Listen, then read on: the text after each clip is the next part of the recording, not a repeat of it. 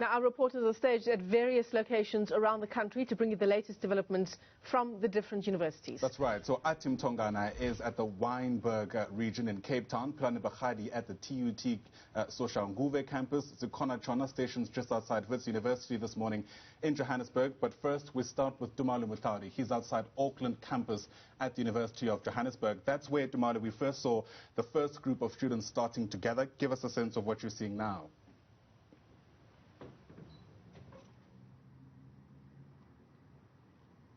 Well, what I can tell you is happening now is that the mood has quietened down quite a bit just outside the University of Johannesburg's campus. Earlier, a handful of students had gathered and they were singing and protesting and saying that they're waiting for their other compatriots to join them. Some of the students had highlighted the fact that their various other counterparts will be joining them, in part in thoughts, because they will be, protesting from home, because some of them will be doing online courses.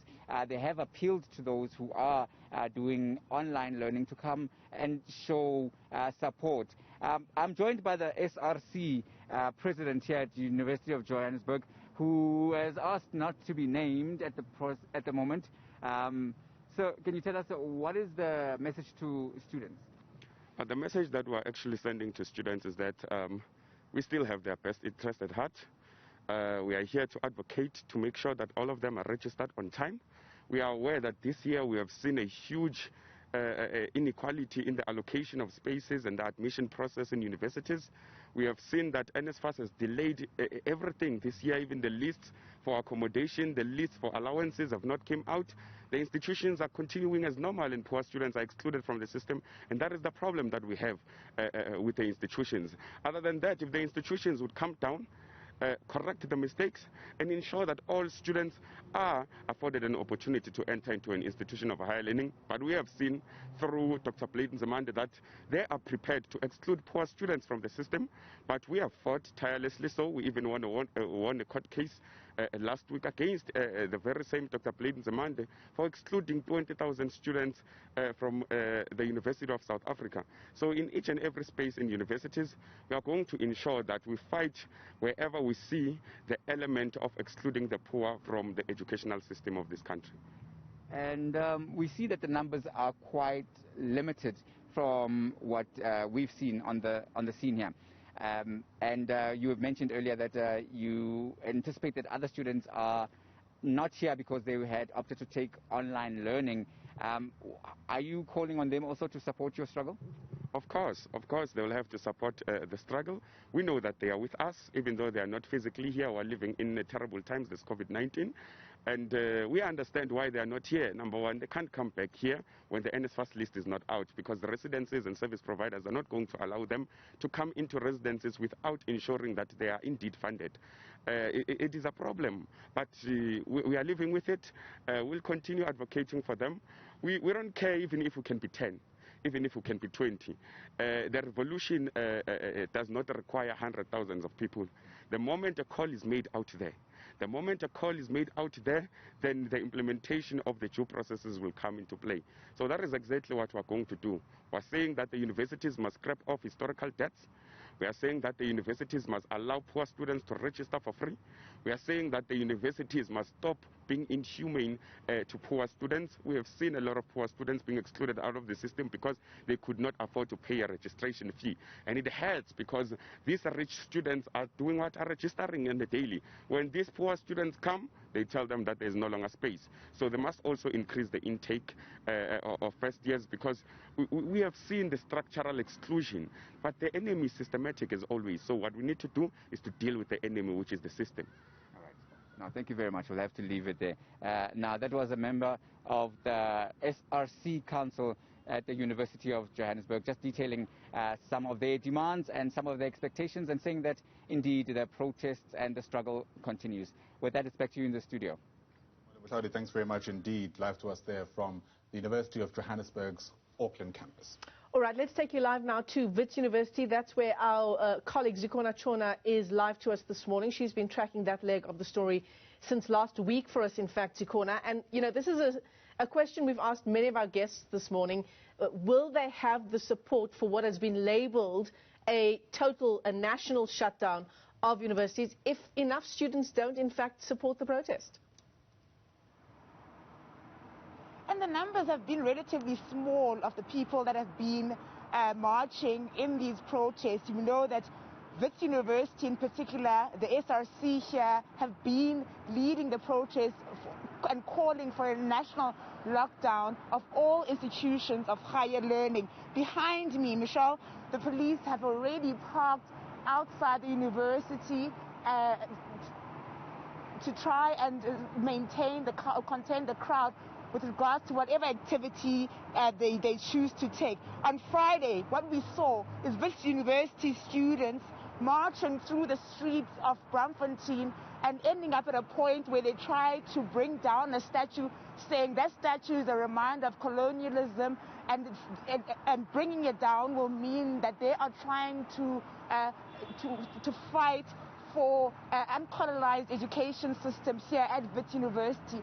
Students are very unpredictable in their protests, so we don't know what protest action they will take today. We know they normally brief the students and the media at around 9 o'clock as to what they're going to do, but they don't like to give full details as to the protest action that they are going to take. But what I can tell you is that they are unhappy out of the briefing by the Minister of Higher Education, Minister Pelane Phakgadi, whom they say didn't give much clarity on their demands, and this is why they have resorted to calling for a national shutdown of all institutions of higher learning. Yeah, absolutely. The minister in that statement, Zikhona, saying that the department, in fact, just doesn't have the budget to accede to the calls being made by student leaders. Thanks very much for that, Zikhona. Right, now we've got a picture for you across the country. That's the situation as it stands in Gauteng. Let's give you a snapshot of the situation as it stands in the Western Cape. Our Athi Mtongana is in Wynberg in Cape Town for us this morning. Athi, numbers and support leave a lot to be desired in Johannesburg. An added complexity where you're at might be the weather, which could dampen the situation even further.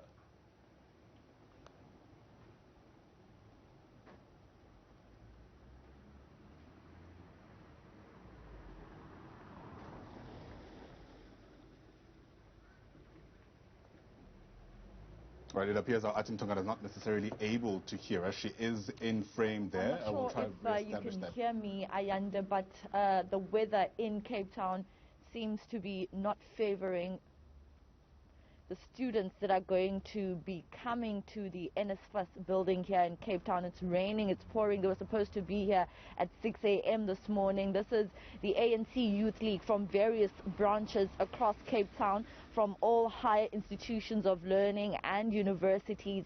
In the past couple of weeks, we've seen students at UCT as well as Northlink College take to the streets of the various higher institutions of learning to demand issues around financial exclusion, as you have heard from many students in Johannesburg and Wits, who are also complaining about the lack of adherence from the Minister of Higher Education, Science and Technology, as well as the National Student Financial Aid Scheme, where you've seen many students complaining about not being able to register for this academic year. But we have seen a breakthrough in some of the public universities here in the Western Cape.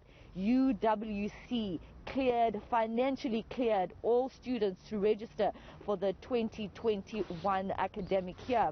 And we also saw the University of Cape Town as well coming out to announce that they are lifting all fee blocks in relation to debt that was accumulated in 2020, so that will enable those students who are unable to register this year due to debt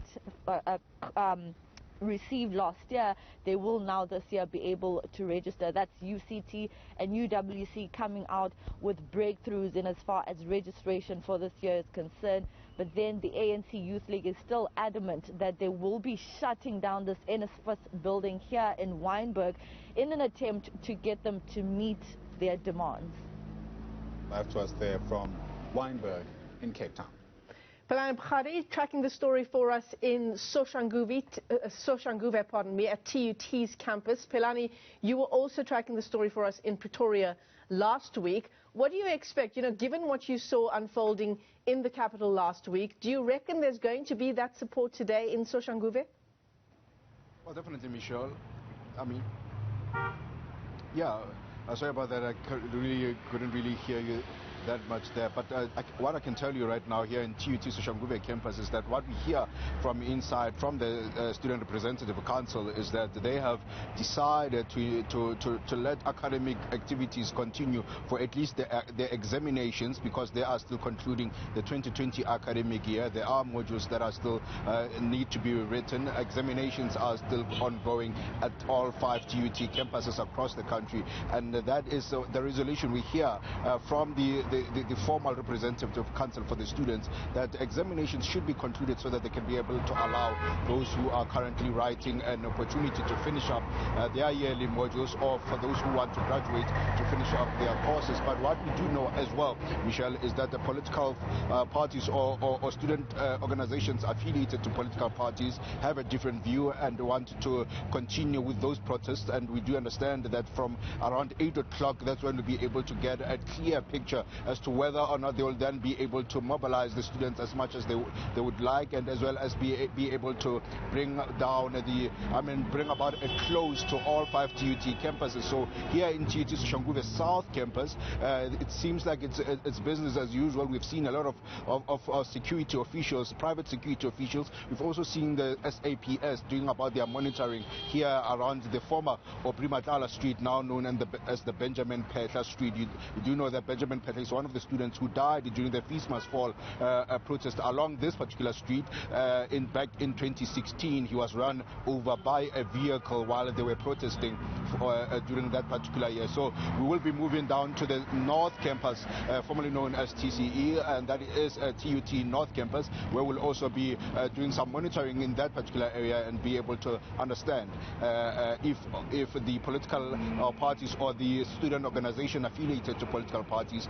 will then be mobilizing on that side, and whether or not they'll be able to meet up about a consensus with the Student Representative Council and continue with academic activities despite that call by the South African Union of Universities, of students, so that they can be able to continue with their protest, national protest across the country. Yeah, absolutely. Unity, again, another issue in the calling for this national shutdown. Pelane Phakgadi is live to us there at Soshanguve's TUT campus. Athi Mtongana is in Wynberg for us.